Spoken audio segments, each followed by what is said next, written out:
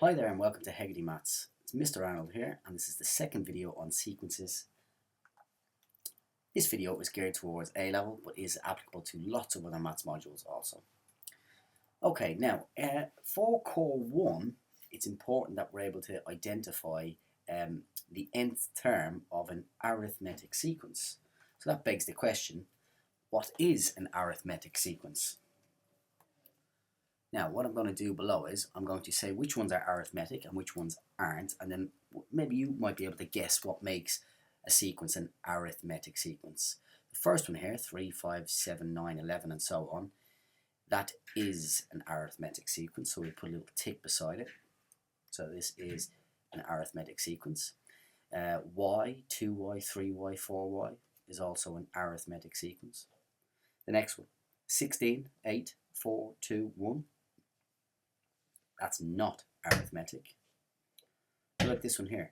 10, 7, 4, 1. This is an arithmetic sequence. What about here in the top corner? Y, y squared, y cubed, y to the power 4. This is not an arithmetic sequence. 1, 4, 9, 16, 25. So all the square numbers.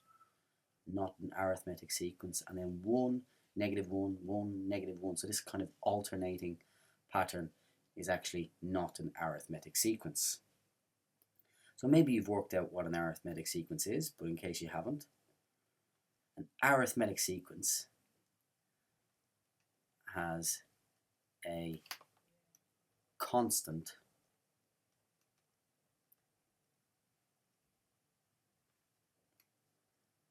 if I could spell constant, has a constant difference. So it changes by a fixed amount each time. You can see here, this one is changing by 2 each time. This one is changing by y. This one is not a constant difference. It's halving each time, but it's not linear.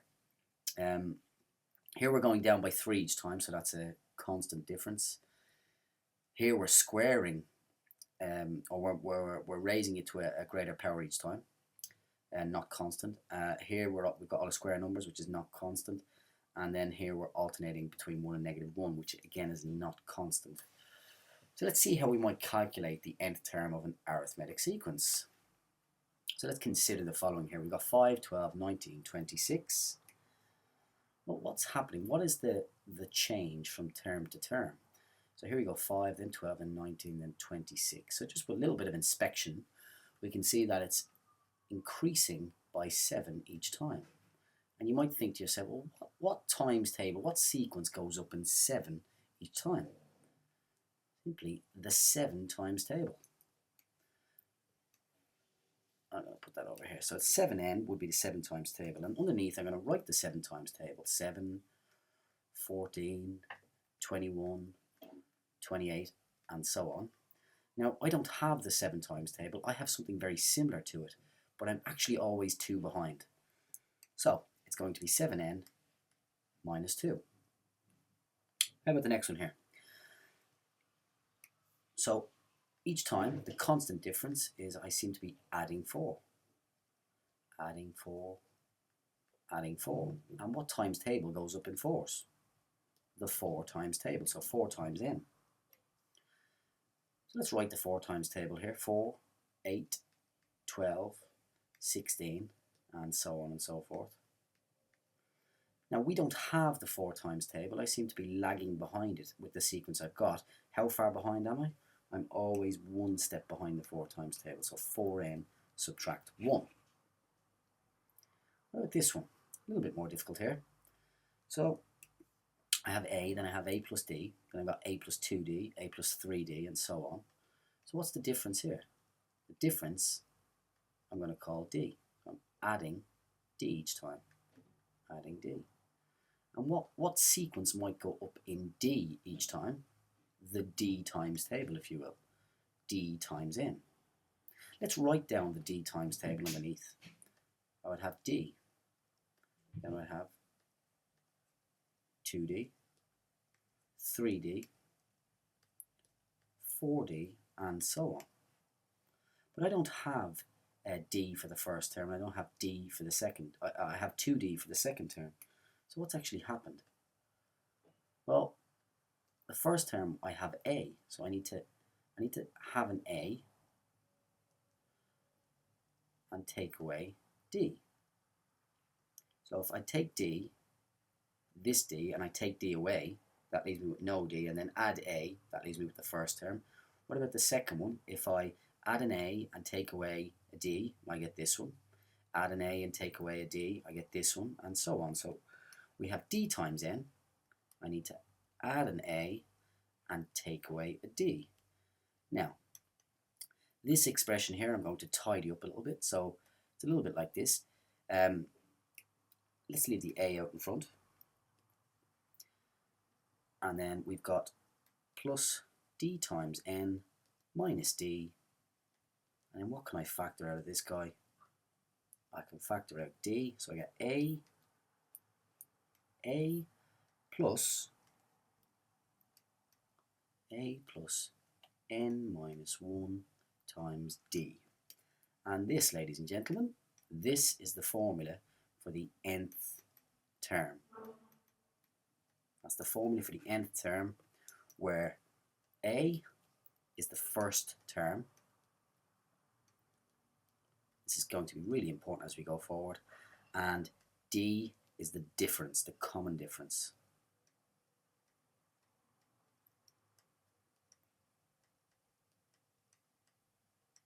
And let's just show you that it works for any sequence. So let's go back to this one here, which was fairly basic to get. We should be able to get this from GCSE, but let's just follow it via the formula. So in the first one here, 5, 12, 19, 26, the nth term. Okay, let's use the formula. So a is the first term, which is 5, plus n minus 1 times, and the common difference was 7. And let's tidy that up. I'm going to get 7n minus 7 plus the 5. So I end up with 7n minus 2. And you can see that this matches what we had earlier. Now, when you're working at the nth term of a sequence, it's not necessary to actually use the formula all the time, but the formula will be useful later on. So how about this one? Calculate the nth term. I am going to use the formula just because, as I said, we're going to use it a little bit later. The correct answer to this straight away, you get good at this with a bit of time. It's going to be 3n plus 1, but let's write down a is 4. So a equals 4. D equals, well, we're going up in 3 each time. So using the formula, I'm going to get a, which is 4, plus n minus 1 times 3, which equals 4 plus 3n minus 3, which equals 3n plus 1. Now, you might want to try using the formula for this one. Pause the video, give it a go. When you're finished, you should find out that the nth term for this sequence is negative 2n plus 18. Going down in 2's each time. And we seem to be 18 steps ahead of this negative 2n times table. Alright, what other type of question we might get here is using the nth term to try and help us find out how many terms there are in a sequence. I've got a sequence here and I want to know how many terms there are. First thing to do, work out the nth term of the sequence. Okay, let's do this the slightly longer way. You might be quick at this, but nth term, right, let's identify the values. A is going to be 8, D, the common difference is going to be 3, which implies, okay, so we're going to get 8 plus n minus 1 times 3, substituting the values in, 8, we get plus 3n minus 3, which I shouldn't use imply symbol, let's use equals, change them, which is going to give us 3n plus 5. Okay, so the sequence is 3n plus 5. Now we can see here that the last term seems to be 95. So, when is 3n plus 5? It must be, at some point, it must be equal to 95. Let's solve this little equation. We get 3n is going to equal 95, take away 5, which is 90,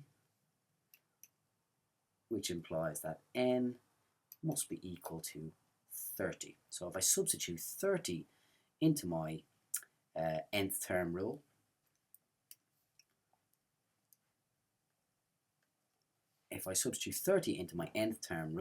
when n is 30, we'll get an answer of 95. Hence, there are 30 terms in the following sequence. Okay, that's it for this video, a nice and short one. And the next video, we're going to look at series. Hopefully you found it useful. All the best and good luck with your revision.